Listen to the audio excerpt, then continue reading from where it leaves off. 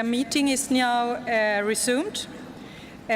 Distinguished heads of state and government, ministers, excellencies, ladies and gentlemen, the international meeting will now consider sub-item B of Agenda 6, entitled Report of the Credentials Committee.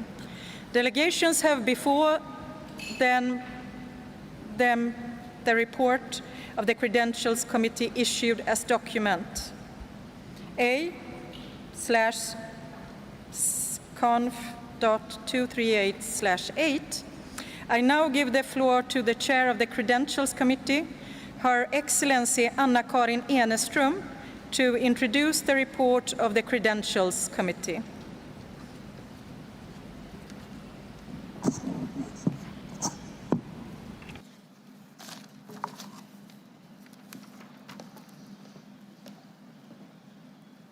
Thank you so much, Madam Chair.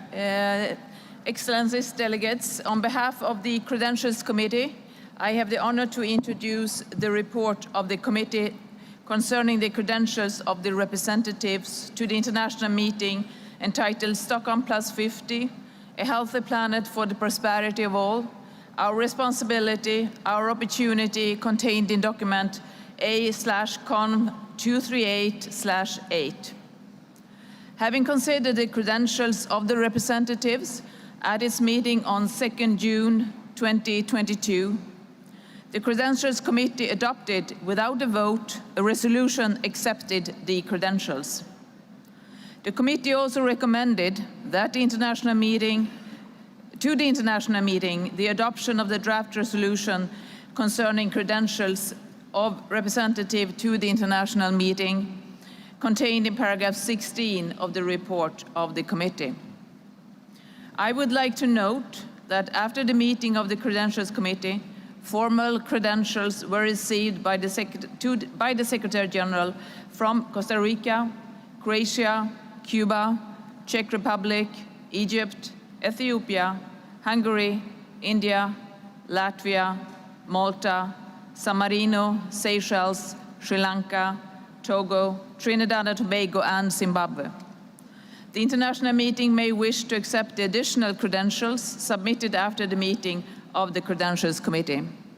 Finally, I would like to express my gratitude to the members of the committee and to the Secretariat for facilitating our work. I thank you very much, Madam Chair.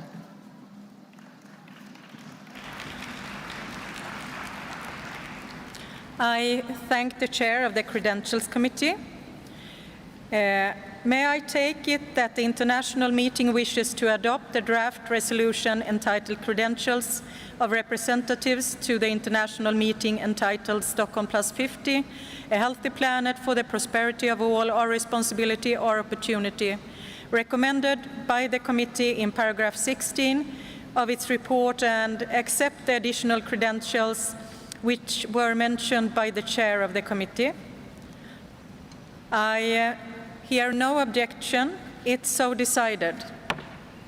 The international meeting has thus concluded its consideration of sub-item B of Agenda Item 6 and of Agenda Item 6 as a whole. Outcome of the international meeting. Item 9. Distinguished heads of state and government, ministers, excellencies, ladies and gentlemen, the international meeting will now consider Agenda Item 9 entitled Outcome of the International Meeting. Pursuant to General Assembly Resolution 75/326, under this item, the meeting will hear summaries of the 3 leadership dialogues held over the past 2 days, as well as a summary of the discussions of the international meeting that myself and His Excellency Keriako Tobiko, Minister of Environment and Forestry of Kenya, will present on behalf of the presidents of the international meeting. We will begin by hearing summaries of the leadership dialogues. The 3 leadership dialogues were held under various themes and gave rise to lively and thought-provoking discussions. I would like to extend my warm congratulations to the respective co-chairs, as well as to the moderator, Nosifo Sahabalala, for their outstanding facilitation of the dialogues. I now invite His Excellency Kyriako Tobiko to assume the proceedings of the international meeting. Thank you so very much, Co-Chair. Leadership Dialogue 1. I now invite to the lantern His Excellency Gustavo Rafael Manrique Miranda, Ministry of Environment, Water and Ecological Transition of Ecuador, and co-chair of Leadership Dialogue 1 on the theme reflecting on the urgent need for actions to achieve a healthy planet and prosperity for all, to present a summary of the dialogue. You have the floor, sir. Thank you very much. I'm going to do the delivery in Spanish so you can get your equipment.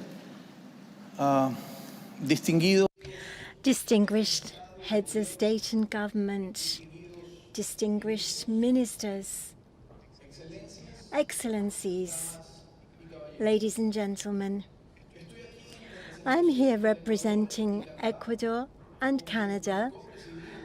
We were the vice chairs for the Leadership Dialogue 1, which had key messages and recommendations for urgent actions to achieve a healthy planet and prosperity for all. With Minister Gilbo, it was a pleasure to co-lead the Leadership Dialogue number 1. I'm going to go through the comments which came out of this very productive dialogue. First of all, we all agree that we must change the way in which we negotiate and the way in which we do business. No business as usual. We need to change our human behavior. A change of attitude, a paradigm change. We cannot continue to do business in the way that we are. And amongst the panelists, we must make sure that we speak from a position of faith, of hope, to give the opportunity to institutions to recognize our faith. It was said as well that 80% of emissions are in the hands of 50% of countries. And those who have the power to make the difference are seemingly indifferent. Then there was space for youth to speak. And here I'd like to open a parenthesis to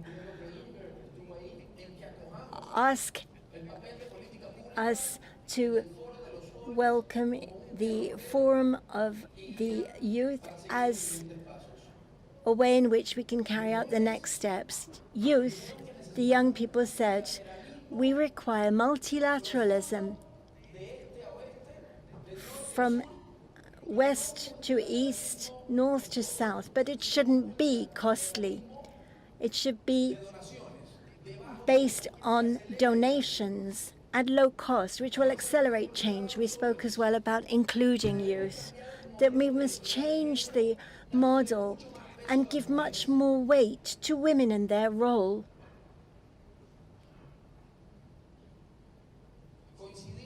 We also agreed that the results of IPCC cannot be questioned by anyone. This is pure mathematics, pure physics, completely trustworthy and reliable. IPCC is the guide that we need to follow in order to effect the changes which are necessary. In our forum as well, we had representation of the communities, the local communities and indigenous peoples, and we agreed that all of the people, and it doesn't matter what their geographical status is or socioeconomic level, but indigenous peoples have shown us that they have known how to generate their development through maintenance, guardianship, and protection of their ancestral resources. those people from the indigenous peoples and local communities must be part of the solution with all of their ancestral knowledge. We agreed that the main enemy of deforestation is poverty. Human beings did not fall from a tree. It's not a fight between human beings and forests. We cut down trees because it's a way in order to live, to gain some income, or to buy some food, or to heat food. So it's not a fight between humans and nature. The solution is in the generation of work and of income. And that's how we would be able to combat such environmental problems as deforestation. Another point was that Costa Rica, Norway, and United Kingdom are sure that the future will be positive and that we will have a planet that is positive in terms of nature and resources, that is socially inclusive. It will be a planet where the genders are equal, and the new money of the world will be the conservation mechanisms, the new currency. We don't need 8 billion environmental fighters who are perfect, but we need those same number of people, even if they're imperfect. I thank the co-chair for his statement. Leadership Dialogue 2. I now invite to the podium, the Langton, His Excellency Ambassador Tri Thayat, Director General for Multilateral Cooperation of the Ministry of Foreign Affairs of Indonesia, and co-chair of Leadership Dialogue 2 on the theme Achieving a Sustainable and Inclusive Recovery from the COVID-19 pandemic, to present a summary of the dialogue. You have the floor, sir. Mr. President, distinguished guests, ladies and gentlemen, the road we forged to get here has been long and fruitful. The informal working group meetings and the preparatory meeting have inspired today's Leadership Dialogue 2. I'll concentrate my conclusions on 8 pertinent messages which I and Minister Kemke have heard during today's discussion. First, the importance of strengthening the global value chain to ensure a resilient global economy. This includes creating access to and enhancing capacities of the small and medium enterprises in developing countries, small island developing states, and least developed countries. Second, the role of sustainable consumption and production and circular economy in accelerating the transformation of global value chains. We heard with interest the recommendation to establish a global dialogue on sustainable consumption and production that could lead to a global roadmap on circular economy for all stakeholders. Third, businesses are the forefront in driving the shift to circularity. This could be supported by a global circularity protocol to set clear targets and track progress through a transparency mechanism. Fourth, the influence of consumers in transforming global value chains. They should have access to relevant information in order to make sustainable consumer choices. Fifth, the importance that the food sector plays for sustainability and also as part of the solutions for overcoming the COVID-19 pandemic, that this will require shifting harmful subsidies, increasing investment in sustainable practices, and empowering smallholder farmers. Sixth, building back better must include green and energy transitions. We need real climate actions that walk the talk, not only mere commitments. Seven, the vital role of women and girls, as well as the involvement of youth and the vulnerable in advancing sustainable development. This will require access to education, capacity building, and regulatory framework. The knowledge of indigenous people and local communities should be better taken into account. And lastly, 8, as the digital economy and solutions for sustainable development, including e-commerce platforms, have grown in importance, we need an inclusive platform to address the digital divide and literacy everywhere, whilst managing the potential negative impacts of digitalization, among others, on energy consumption. I thank you very much, Mr. President.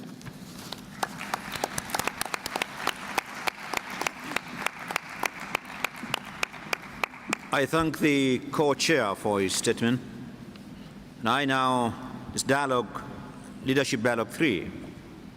I now invite to the London Her Excellency Yasmin Fuad, Minister of Environment of Egypt and co-chair of Leadership Dialogue 3 on the theme Accelerating the Implementation of the Environmental Dimension of Sustainable Development in the context of the Decade of Action, to present a summary of the dialogue.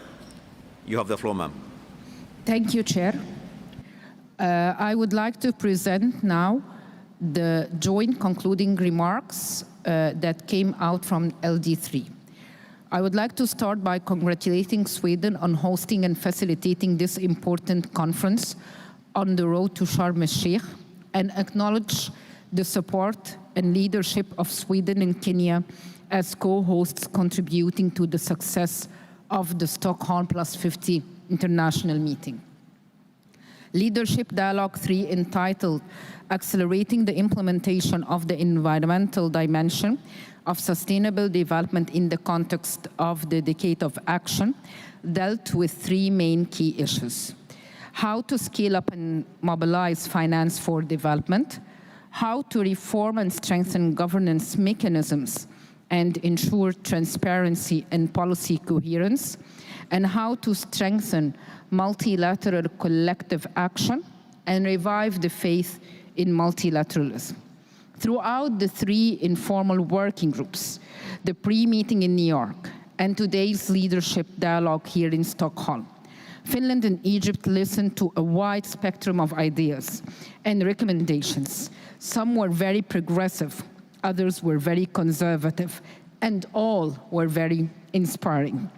Allow me to share with you, on behalf of myself and my dear sister Emma, what we believe are the most important emerging key messages from the leadership dialogue. 3. 1. There is an urgent need for scaled-up action to achieve the SDGs and to align the SDGs with climate goals, especially the 1.5-degree goal. Synergies among climate action, biodiversity loss, combating desertification and pollution have to be created in order to address the environmental challenges in a comprehensive, collaborative manner, and with full respect to the MEAs that we adopted 50 years ago and their existing mechanisms. There is an immediate need to scale up finance for development, and we urge rich countries to honor their pledges and commitments to channel the $100 billion US every year to finance climate action in less rich countries, and to channel more financial resources to adaptation actions in an effort to balance adaptation and mitigation efforts. We must ensure that the governance structures be restructured and reformed in such a manner that facilitates the integration of multi-stakeholder mechanisms and indigenous knowledge and a know-how, as well as gender and age-sensitive opinions in policy consideration. We listen to the calls to acknowledge the risks that the continued use of fossil fuels possesses to the environment and for the future generations, and the need to adjust equitable and gradual transition towards more environmentally friendly and sustainable alternative.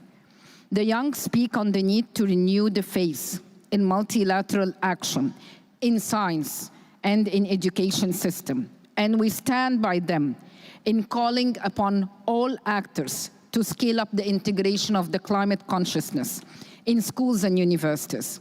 There is an urgent need to accelerate, thank you.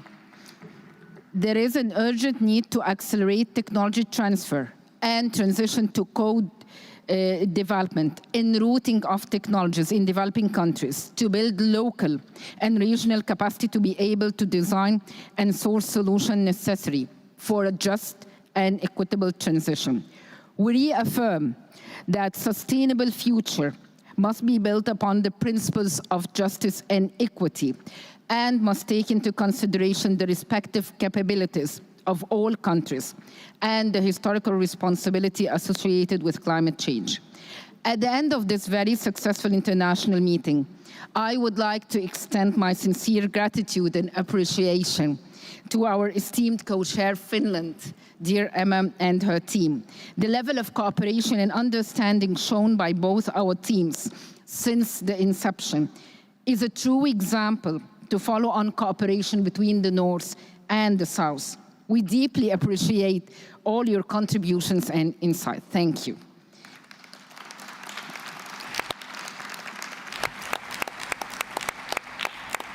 We cannot finalize without extending our deepest gratitude to UNEP, dear Inger and the team, and all the members of the Secretariat and the support teams, without whom this output would not have been possible.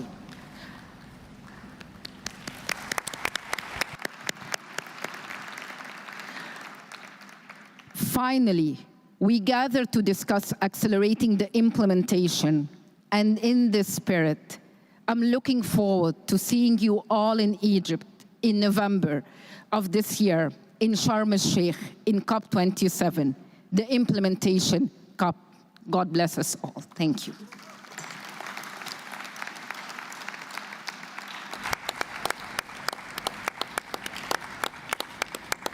I thank the co-chair for her statement.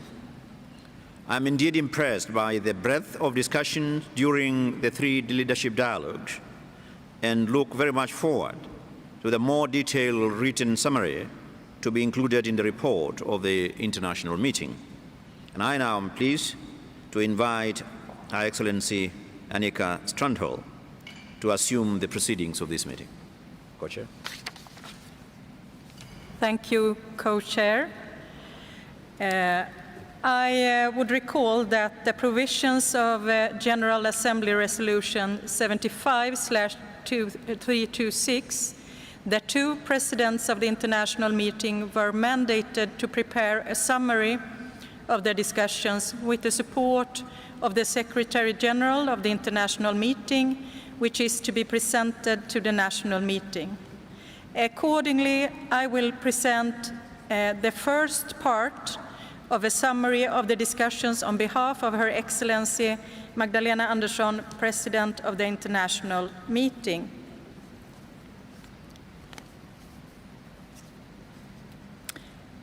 Key recommendations for accelerating action towards a healthy planet for the prosperity of all.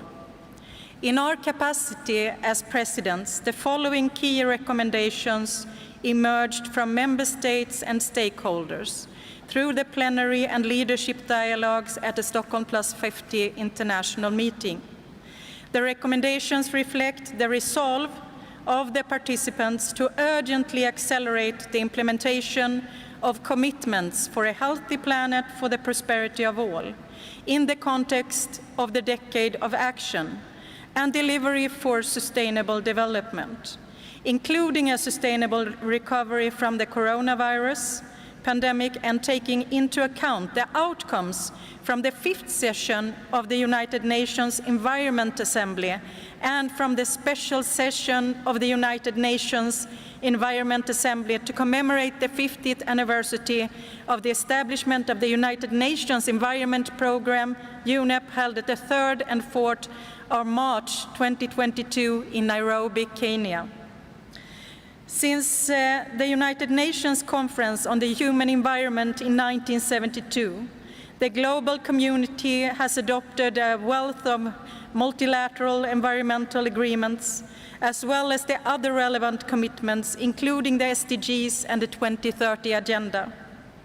Fulfillment of the objectives and commitments of all these agreements would take us a long way towards securing a healthy planet for all. Stockholm+50 has emphasized the global interconnectedness of the environment and the need to collectively address the triple crisis of our common environment: climate change, biodiversity loss, and pollution for the present and future generations. Stockholm+50 has also underlined the urgent need for bold and deliberate actions, as well as clear political will to accelerate action on these commitments, strengthen the multilateral system, increase ambition and solidarity, and set us on a credible path towards a healthy planet for all, leaving no one behind. The discussions during Stockholm+50 reaffirm the importance of local realities and national implementation, and the need for a combination of incentives and policies, finance and capacity support to achieve sustainable development. We have heard the following recommendations for actions to accelerate implementation. 1. Place human well-being at the center of a healthy planet and prosperity for all. Through recognizing a healthy planet is a prerequisite for peaceful, cohesive, and prosperous societies, restoring our relationship with nature by integrating ethical values and adopting a fundamental change in attitudes, habits, and behaviors to support our common prosperity. 2. Recognize and implement the right to a clean, healthy, and sustainable environment through fulfilling the vision articulated in Principle 1 of the 1972 Stockholm Declaration. 3. Adopt system-wide change in the way our current economic system works to contribute to a healthy planet. Through defining and adopting new measures of progress and human well-being, supported by economic and fiscal policies that account for the value of the environment, investing in infrastructure, developing effective policy, and encouraging a global dialogue to promote sustainable consumption and production, and promoting phase-out of fossil fuels while providing targeted support to the poorest and most vulnerable in line with national circumstances and recognizing the need for financial and technical support towards a just transition. 4. Strengthen national implementation of existing commitments for a healthy planet. Through enhancing environmental national legislation, budget, planning processes, and institutional frameworks, promoting evidence-based policymaking, including by enhanced collaboration between academic disciplines and thematic scientific panels, drawing on insights and expertise from indigenous and traditional knowledge, and scaling up capacity support and development, access to financing for environmentally sound technologies. I now invite His Excellency Kyriako Tobiko to continue with the summary of the discussions on behalf of President Uhuru Kenyatta, President of the International Meeting. Thank you, Co-Chair. 5, align public and private financial flows with environmental, climate, and sustainable development commitments through developing and implementing well-designed policies to repurpose environmentally harmful subsidies, redirecting, mobilizing, and scaling up the availability of public and private financial flows to support economic diversification and adopting recovery and stimulus measures, blended sources of capital, and de-risking instruments that augment financial flows. 6, accelerate system-wide transformations of high-impact sectors such as food, energy, water, buildings and construction, manufacturing, and mobility through adopting and implementing policies to promote circularity, resource efficiency, regenerative production processes, and nature-based solutions in value chains, and adopting frameworks that enhance and reinforce transparency and accountability by business, promoting just transition through support for impacted youth, labor, and local communities by strengthening capacities and skills for the creation of green jobs and for micro, small, and medium enterprises, and transforming food systems by promoting regenerative farming and fisheries approaches that provide healthy diets and minimize food waste, including investment in ocean economy. 7, rebuild relationships of trust for strengthened cooperation and solidarity through recognizing the importance of developed country leadership in promoting sustainability transitions, supporting capacity building and technology transfer for national efforts by developing countries to implement internationally agreed environmental agreements, taking into account national circumstances, including honoring the commitment to mobilize $100 billion every year for climate finance for developing countries, and enabling all relevant stakeholders, including youth, women, rural communities, indigenous people, interfaith groups, and local communities to participate meaningfully in policy formulation and implementation at both national and international levels. Let's continue. 8, reinforce and reinvigorate the multilateral systems. 9, recognize intergenerational responsibility as cornerstone of sound policy making.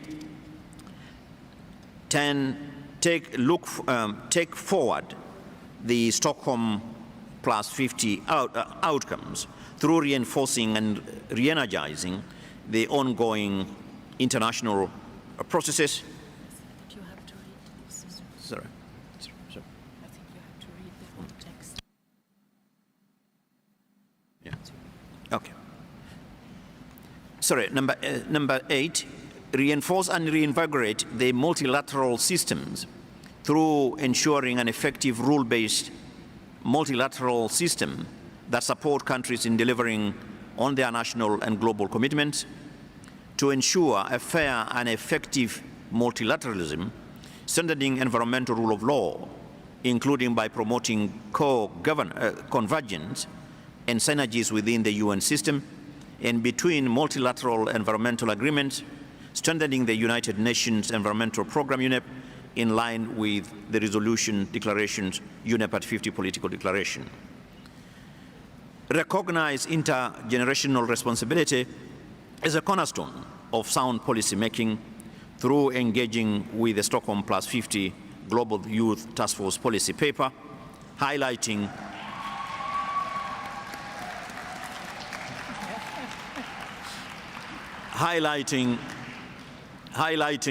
the important need of building the capacity of young people to engage with financial institutions, recognizing the critical role of young people in environmental action, and highlighting that progress has been made on fostering meaningful youth engagement and calling upon the multilateral environmental funds to include youth-inclusive parameters in funding schemes, and further take steps to ensure ease of access of funds for environmental action for youth-led organizations.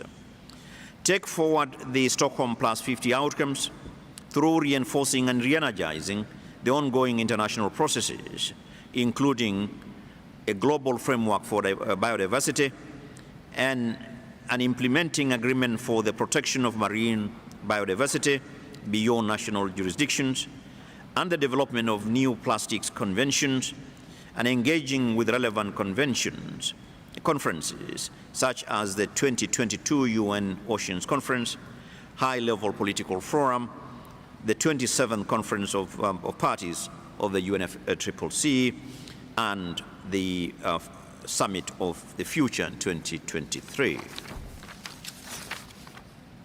Thank you. I thank His Excellency Kyriakou Tobiko for this. A more extensive summary of discussions will be included in the report of the international meeting. The international meeting has thus concluded its consideration of Agenda 9, Item 9. I now invite His Excellency Kyriakou Tobiko to assume the proceedings of the international meeting. Thank you very much, Co-Chair. Item 10, adoption of the report of the international meeting. The international meeting will now consider agenda item 10 entitled Adoption of the Report of the International Meeting. I invite the international meeting to turn to document A/conf 238/L1 containing the draft report of the international meeting. In this connection, I will now introduce the draft report of the international meeting as contained in document A/conf 238/L1.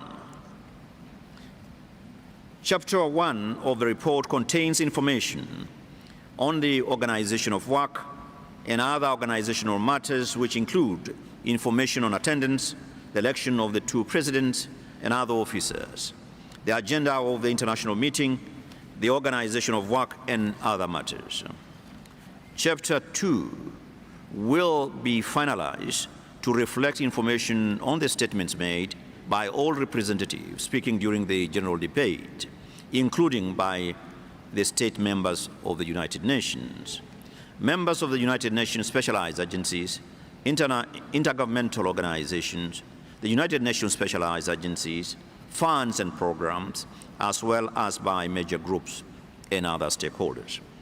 Chapter 3 will be finalized to reflect information on the 3 leadership dialogues. It will include a summary for each of the dialogues pursuant to Resolution 75/326. Chapter 4 will be finalized to reflect information on the consideration of the report of the Credentials Committee. Chapter 5 will be finalized to reflect the summary of the discussions of the international meeting presented by the presidents today in keeping with Resolution 75/326. A list of documents before the international meeting will be incorporated as an annex to the final report. The draft report is submitted for consideration by the international meeting, and authorization is sought of the international meeting to finalize the report after the closure of the international meeting. May I take it that the international meeting wishes to adopt the draft report and authorize the finalization of the report in conformity with the practice of the United Nations.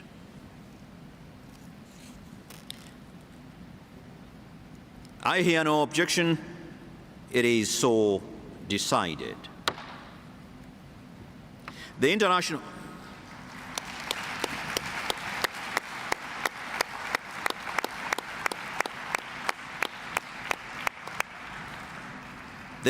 meeting has thus concluded its consideration of agenda item 10.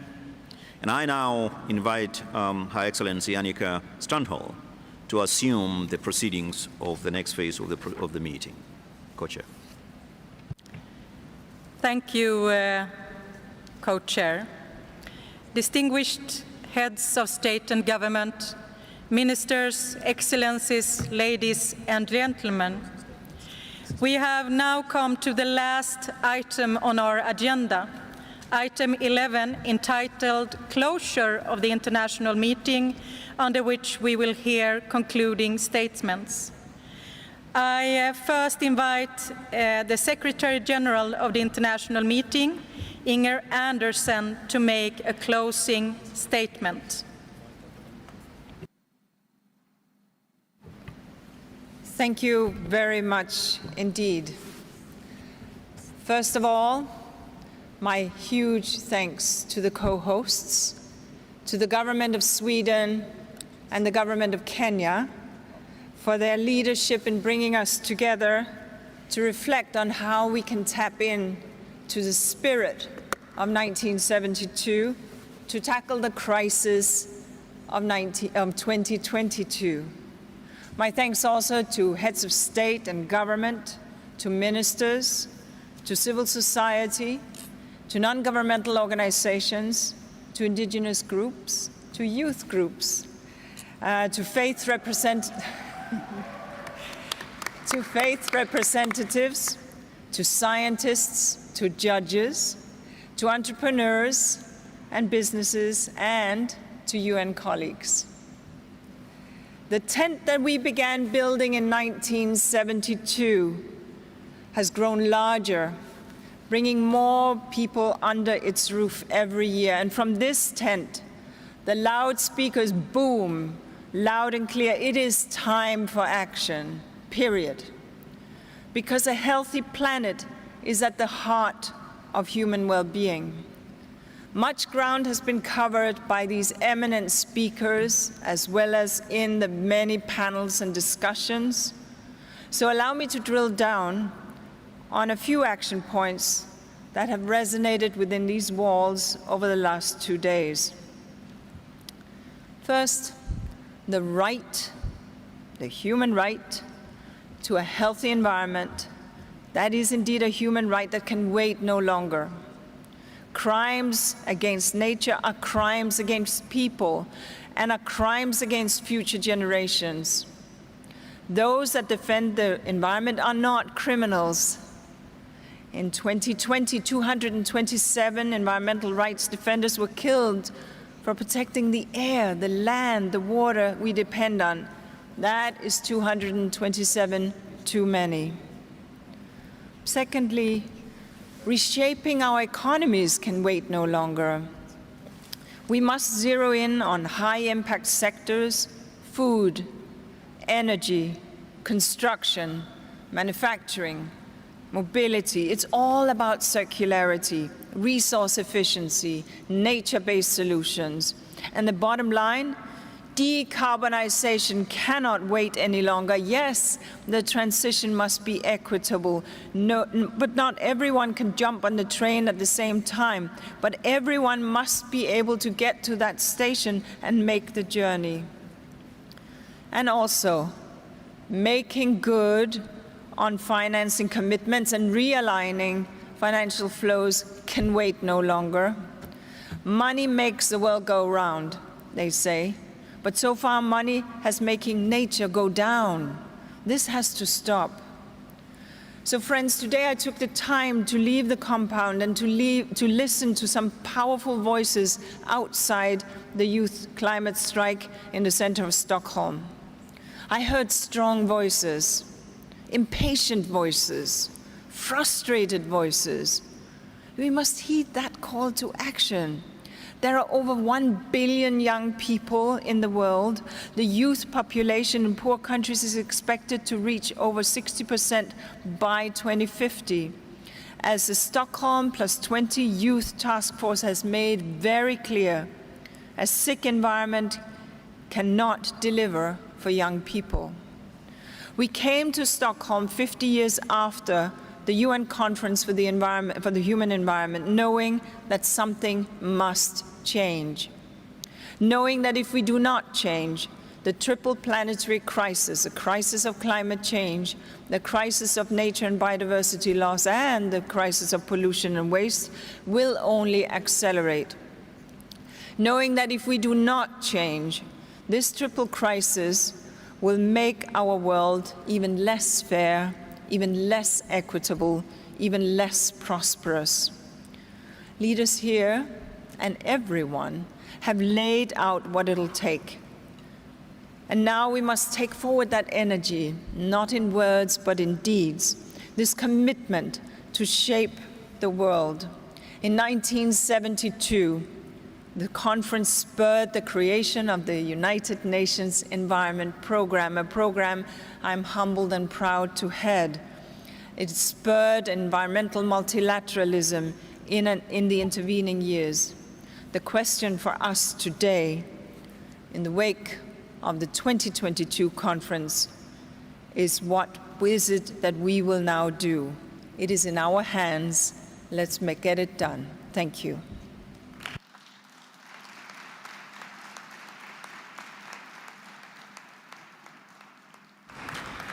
I thank the Secretary General of the International Meeting, and through her, let me extend sincere thanks to the staff of the United Nations that have supported the work of the International Meeting. I now invite His Excellency Keriako Tobiko of Kenya to deliver closing remarks. Thank you so very much, Co-Chair. Excellencies, dear friends, ladies and gentlemen, we have reached the concluding part of Stockholm+50 journey. From the co-president, let us take this opportunity to emphasize the richness of the debate, the variety of voices and the bold messages that have emerged and that we have heard these 2 last days. This demonstrates a genuine wish to live up to the potential of this meeting and build a future for our children and grandchildren on this, our only planet. There is no planet B. When we set out the plans for this meeting, we talked about 4 opportunities. 1, rebuilding trust for strengthened cooperation and solidarity. 2, accelerating system-wide actions to recover and rebuild forward from the pandemic and rebuild better and greener. 3, connecting and building bridges across agendas. And finally, to rethink conceptions and measures of progress and well-being, providing a new compass of collective welfare. This clearly shows that we didn't just come here to commemorate, but to build forward and better, based on the steps taken since 1972 and the lessons we have since learned. We came with open eyes and open minds, I must say, fully aware of the present challenges and crises, willing to accelerate implementation of our joint commitments and transform our societies. We mustn't forget the preparatory process, the informal working groups, the global, regional, and national consultations that have taken place, the preparatory meetings in New York. All this has led us forward and informed our work. These last 2 days, we have joined together around solutions to the triple planetary crises and the 2030 agenda. We have shown their interconnectedness and the opportunities that arise when we take a holistic approach and accelerate for both the people and planet. We understand the urgency. Accelerating is our only alternative.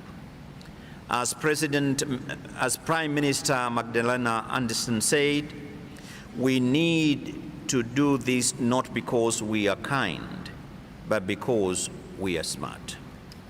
And because this is our only chance to set in motion the transformative change needed for the future of the children of today and of coming generations.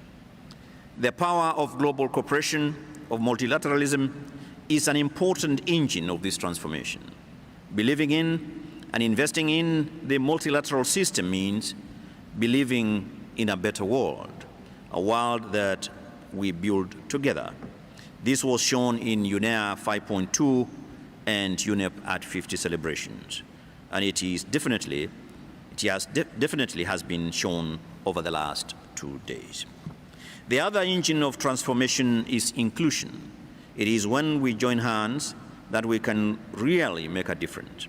Youth, women, indigenous people, and other stakeholder groups are crucial for our success. In this context, let me especially highlight the policy papers of the Stockholm+50 Youth Task Force. Tomorrow's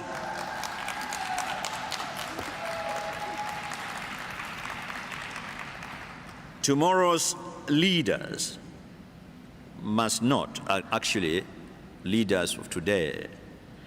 Tomorrow's leaders must not only have a voice, but also be listened to when decisions are made affecting tomorrow.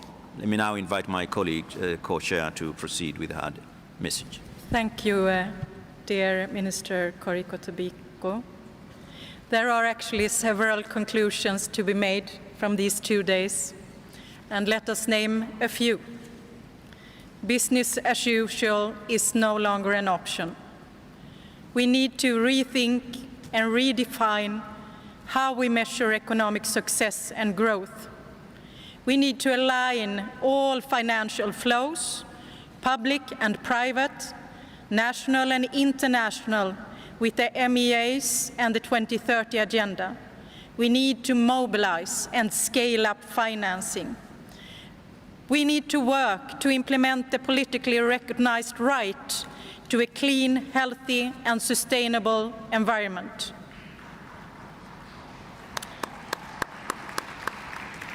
We cannot meet the triple crisis or meet the SDGs alone. The multilateral system is key to our success, and we must work together. Rebuilding trust and solidarity is key. There are many other conclusions. As we conclude the formal part of this meeting, we will take up on recommendations and make them realities. Our work will continue at home, since national implementation, we know, is key to our success. And in a multilateral setting, because there is still work to be done, to reach a decision on a new global biodiversity framework, to negotiate and adopt a convention on plastic pollution, and to advance our climate commitments. We believe that we have collectively mobilized and used the potential of this meeting. We now have a blueprint of acceleration to take further, and Stockholm+50 has been a milestone on our pathway towards a healthy planet for all, leaving no one behind. With that, we thank you all, my co-presidents, the LD co-chairs, the HO SGs, ministers, all hard-working staff, everyone else, interpreters, well, you know everyone. We have still only one Earth. Let us realize the opportunity for a healthy planet, for the prosperity of all. It's our responsibility, it's our opportunity. With that, dear Minister, will you do it together with me? Oh, yes, it is. We close this meeting.